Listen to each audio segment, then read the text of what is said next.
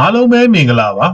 ဒီနေ့တဲ့ဒီနေ့မင်္ဂလာသတင်းကောင်းတွေကတော့တောက်လျှောက်ကြားနေရတာအားလုံးသိပဲဖြစ်ပါတယ်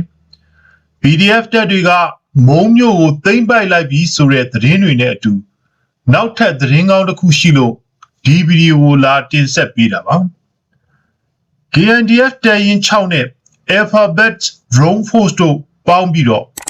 ပဇင်းကင်မစ်ရှင်တစ်ခုပြုလုပ်နိုင်ခဲ့တယ်လို့ကြားသိရပါတယ်စစ်ကောင်စီရဲ့လေတပ်ဟာတိုက်ပွဲဖြစ်နေတဲ့နေရာကောတိုက်ပွဲမရှိနေတဲ့နေရာတွေမှာပါပြည်သူလူထုကိုဘုံကျဲတိုက်ခိုက်ရန်ကားနေတာကြာလာပြီဖြစ်ပါတယ်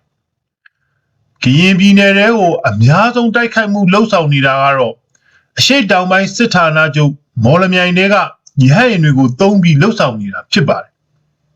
။အရှိတောင်ပိုင်းစစ်ဌာနချုပ်ဟာမော်လမြိုင်မြို့ရဲ့တောင်ဘက်မှာရှိပြီးတော့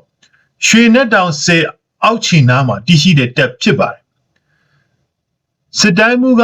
အစအဲ့နေရာမှာနေပြီးတော့အခုပြထားတဲ့ဗီဒီယိုတွေကလို့ရဟတ်ယာဉ်တွေကိုသိမ်းဆဲတာတိုက်ပွဲဝင်ဖို့အတွက်ပြင်ဆင်တာတွေအထိလှုပ်ဆောင်နေတာဖြစ်ပါတယ်ဒီလိုနေရာတွေကနေကရင်ပြည်နယ်မွန်ပြည်နယ်နဲ့တနင်္သာရီတိုင်းတွေကစီးရေးပြစ်မှတ်တွေကိုတိုက်ခိုက်ဖို့အမိန့်ပေးစေခိုင်းတဲ့နေရာပဲဖြစ်ပါတယ် Alphabet drone တပ်ဖွဲ့တွေကကာမီကာဇီ drone တွေ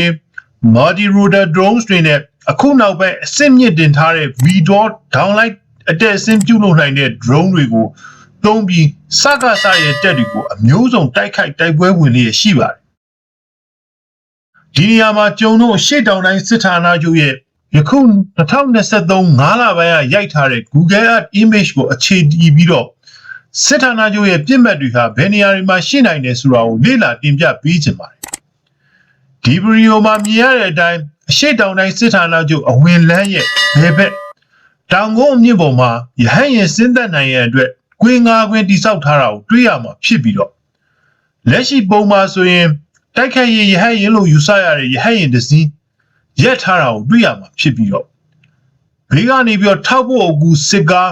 6စီးဝင်းရံပြီးတော့ရက်ထားတာကိုတွေ့ရမှာဖြစ်ပါတယ်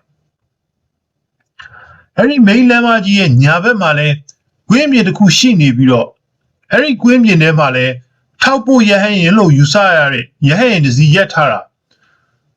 စစ်ကား9စီးကဝိုင်းရံပြီးတော့လှုပ်ဆောင်နေတာတွေကိုတွေ့ရမှာဖြစ်ပါတယ်ဒီလိုလှုပ်ဆောင်နေမျိုးကိုကြည့်မယ်ဆိုရင်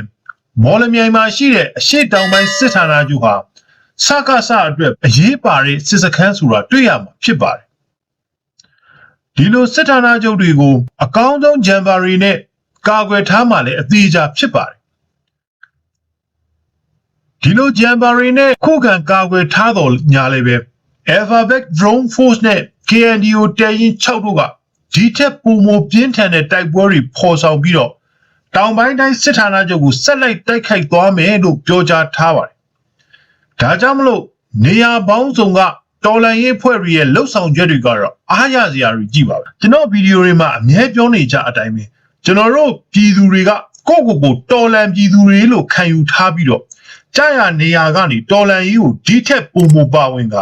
ဖက်စစ်တပ်ကိုအမြင့်ဖြတ်ကြပါစို့လို့တိုက်တွန်းရင်းနဲ့ဒီဗီဒီယိုလေးကိုအဆုံးသတ်ချင်ပါတယ်နောက်ဗီဒီယိုတွေမှာပြန်တွေ့ပါ